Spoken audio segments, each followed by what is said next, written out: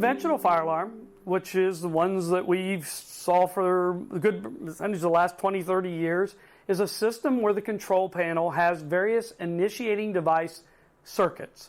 And basically, for a better term, those are loops or zones.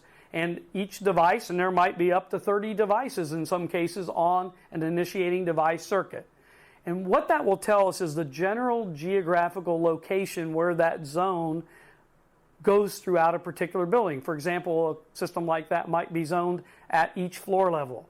And so zone 3 might correspond to a 3-story building to the 3rd floor. It won't tell us the specific device that necessarily that alarm originated from.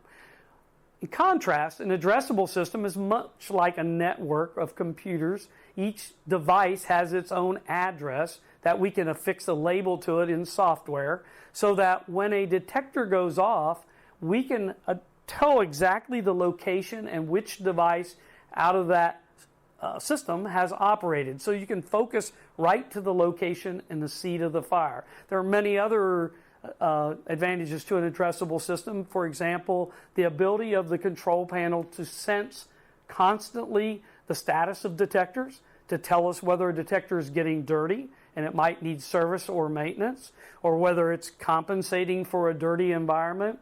Or it can do sensitivity testing so that we don't have to go through sensitivity testing using a piece of equipment, third-party equipment, to verify that detectors meet the sensitivity requirements required from NFPA 72.